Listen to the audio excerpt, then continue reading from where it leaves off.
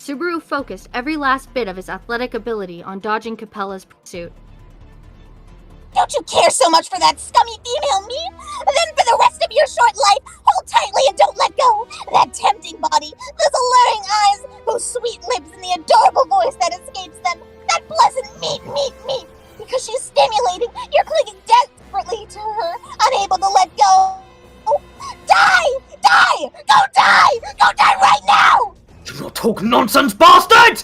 I'm not that kind of person! Shut the fuck up! Male scum should just obediently stay put and emanate the stench of rubbish! Female shows should obediently stay put and emanate the stench of an animal! Have you never thought of it? Can you honestly say that you've never thought of anything perverted for even a second? Does that 1 second mean that it's that kind of relationship between a male and a female me? What's the difference? Tell me what the difference is! Snake and the lion writhed at it, as if reflecting Capella's excitement, twisting across the room. The sound of teeth crunching and chewing on a wooden desk, dissembling its body, sent its legs flying. The same force sought Subaru, trying again and again to reach him. Caught in the center of that destructive storm, issuing a pained cry, Subaru guarded Kirsch's body as he desperately avoided those continuous attacks. Capella stood at the exit of the room. Even if he wanted to take the opportunity to escape, Capella's body expanded and contracted, changing back and forth between woman, girl, and child, in an anomaly that looked to be taboo.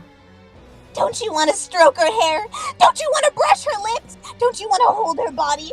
Those cheap thoughts are always justified with beautiful words, with love as an excuse. Love is beautiful, isn't that just a self-righteous justification? Aren't you using beautiful words to cover up your desires? Yeah! Admit your lust directly. Don't try to hide it behind love. Or are you refusing to say it?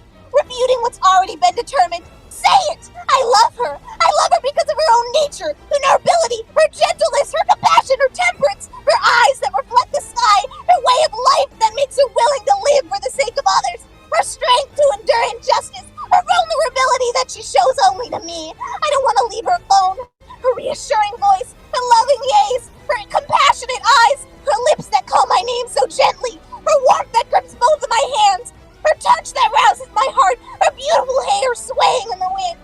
Because fate brought us together, because I believe that only she would accept me, because she was always by my side when my heart was pained, because she taught me so many important lessons, because we have been together for all this time. I want to see and feel the same things that she does, from now until forever, because we promised. I swore to never forget that vow, because I find her different from all others, and only she knows who I truly am, because I can't pretend to be something I am not in front of her, because I was so lonely. I always wanted someone to understand me, because you reminded me of those first feelings and taught me what it means to truly love someone. You were the one who wiped those tears from my face. You were the one who emerged from the boundless sea of people to find me. You were the one who hugged me tightly when I was about to break.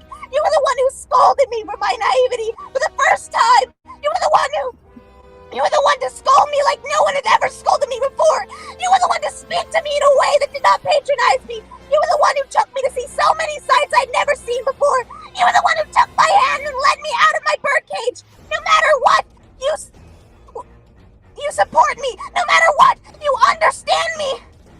We're meant to be together, always. I can't live without you. You're my everything. You love me because I love you too. Because your chest is so warm. Because without you, all of the colors of the world shine so brightly. I can feel happiness without you. I can't live without you. In this world so filled with lies, only this is true.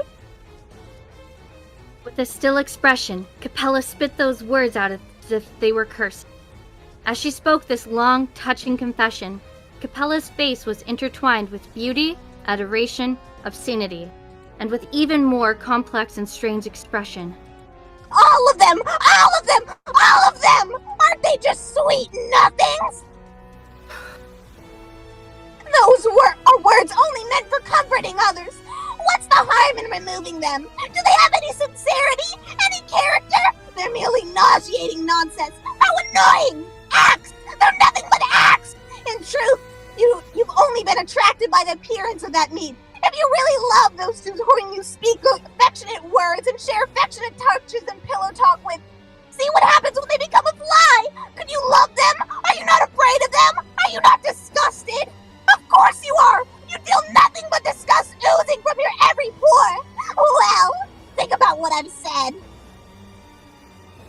verbal abuse, a delusion of victimization, jealousy, hate, self-obsession. Spit splashing across the room, Capella lost control of herself as she hysterically destroyed the room. The snake's hiss, the lion's roar, Capella's cries. Subaru could not stand to listen to them any longer. The noise became like a storm, and the room began to collapse. No matter what he did, he could not see anything past the smoke. Did he still have his feet on the ground? Was the right leg safe? The only thing he was certain was the heartbeat of the woman in his arms, which continued to infuse Subaru with determination. But even such a fight would come to an end here. Hey, Meat! I can see you! Huh? Breaking through the smoke, the lion's head suddenly rushed in. Then the fangs snapped at Subaru's right leg, which had already lost half of its flesh. And so, what was left of his leg below the thigh was torn off completely, blood spurting forth fiercely. The injury had already directly exceeded the limits of Ferris's healing ability, and Subaru's mind began to boil as he struggled through the pain of losing his right leg.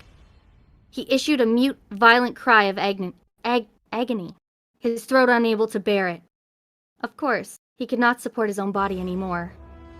As he collapsed, Krush rolled onto the ground in front of him, and his blood began to overflow. That was no exaggeration.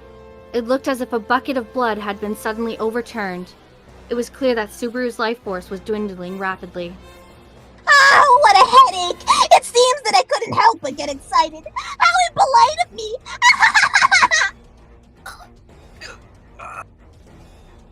Maintaining his position on the ground, Subaru